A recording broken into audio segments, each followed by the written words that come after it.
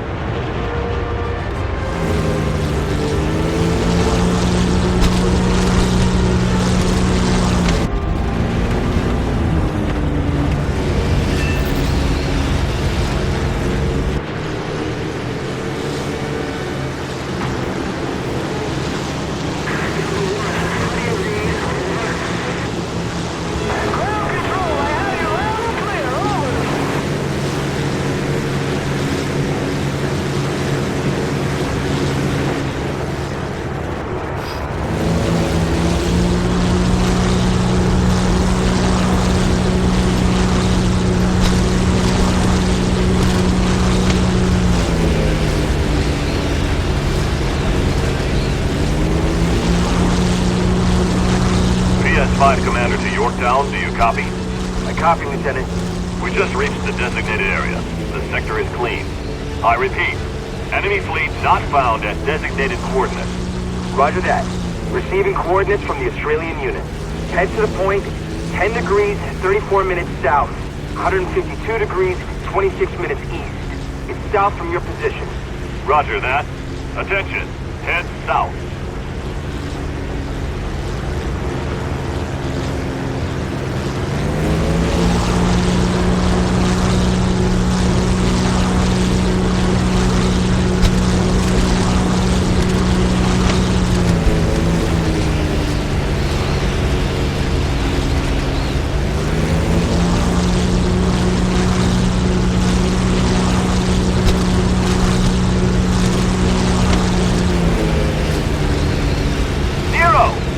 Where did they come from? We'll cover you!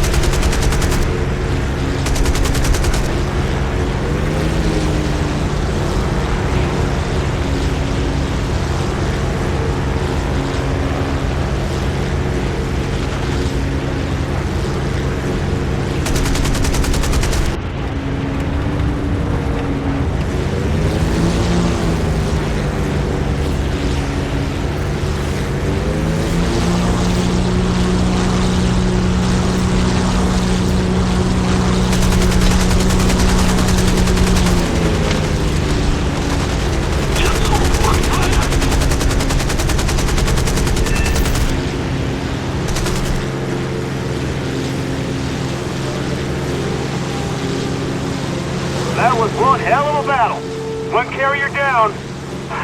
That'll teach them a lesson. Good job, guys.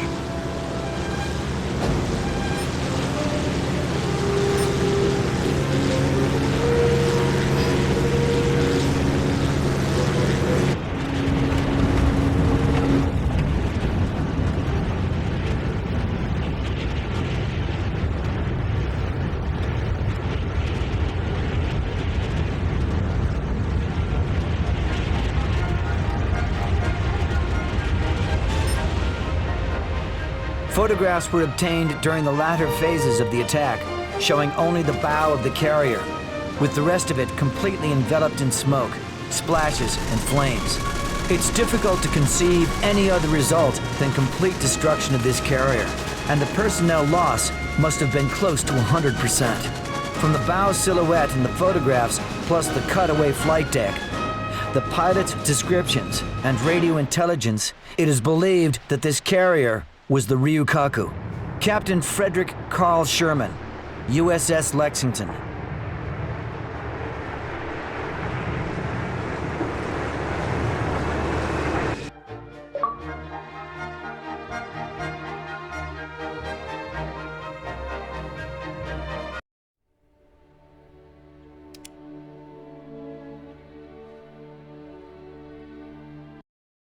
The Battle of the Coral Sea, the first carrier battle of the war, forced the Japanese to cancel their plans to attack Port Moresby.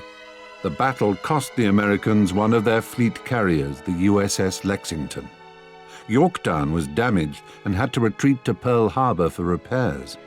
While it was impossible to identify a winner of the Battle of the Coral Sea, this was the first time the Japanese failed to meet their strategic goals. It was a taste of things to come. Subsequent Japanese plans targeted American bases in the Aleutian Islands and the Midway Atoll, a tiny island lost in the middle of the Pacific Ocean. The military base on Midway had been built up after the hostilities in Asia began and included 3 runways and dozens of aircraft. A huge Japanese fleet, comprising more than 70 ships with 4 aircraft carriers, Hiryu, Kaga, Soryu, and Akagi, was sent towards Midway. The Japanese strike force was split up into several smaller fleets, which greatly jeopardized their ability to work effectively together. Meanwhile, the American codebreakers continued to read Japanese messages. It did not take long for them to learn that Midway was the next Japanese target. The U.S. Navy knew it needed every available carrier to counter the Japanese attack. The USS Yorktown, heavily damaged during the Battle of the Coral Sea and believed to be sunk by the Japanese, was repaired in a record 72-hour round-the-clock effort. It was previously believed that months of repairs were needed. A large combined fleet comprising aircraft carriers Enterprise, Hornet, and Yorktown quickly set off for Midway.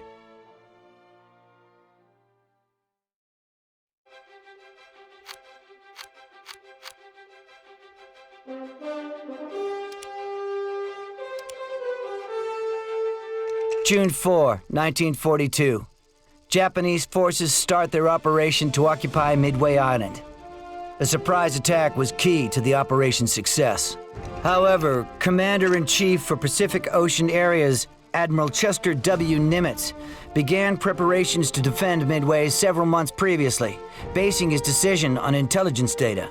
While Japanese forces were approaching Midway from the east, 2 U.S. fleets were heading to their assembly point, Point Luck.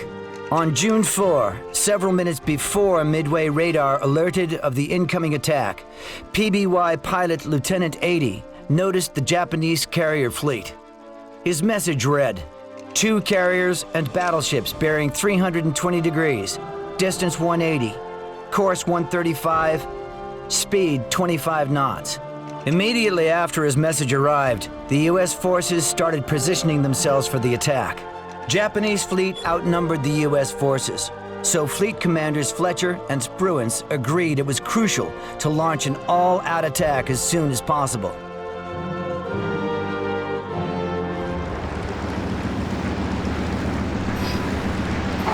We're On target.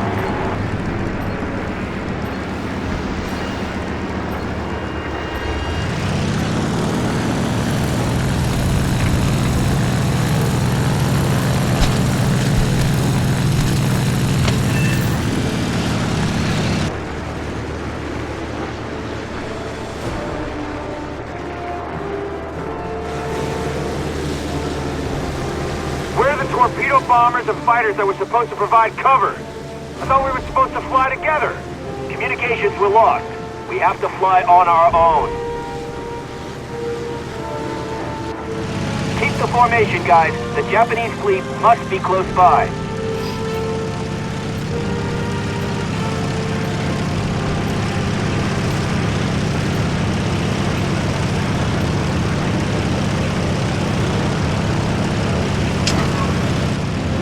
We should have spotted them already. They must have changed course. Let's try to find them.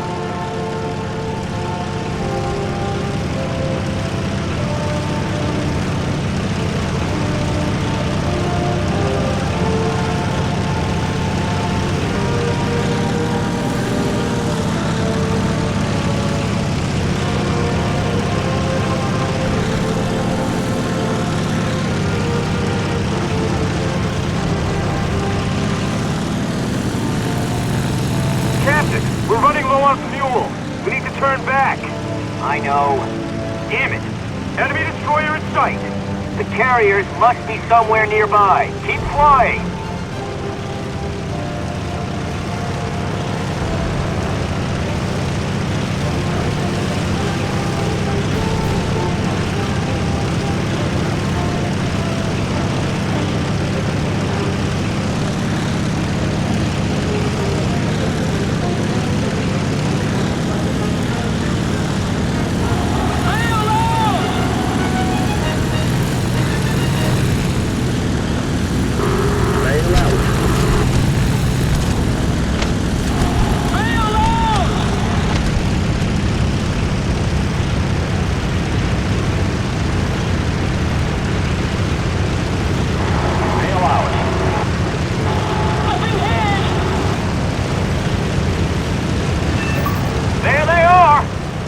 Attack the one to the right. I repeat, target the carrier to the right. We'll take care of the rest. Let's give him hell, guys! Hit the silk.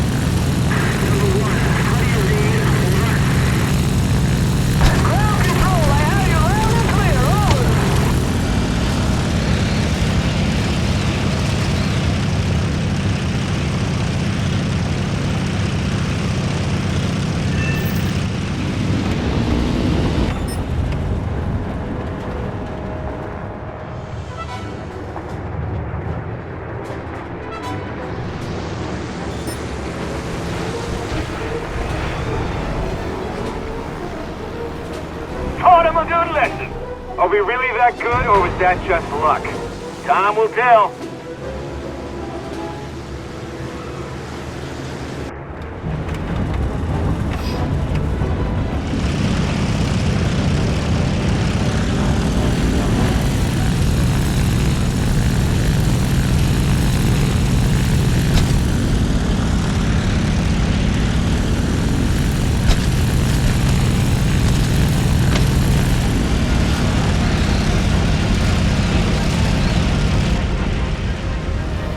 Preparations for a counterstrike against the enemy had continued on board our 4 carriers throughout the enemy torpedo attacks.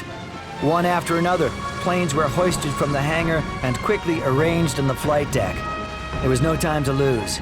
At 10:20, Admiral Nagumo gave the order to launch when ready.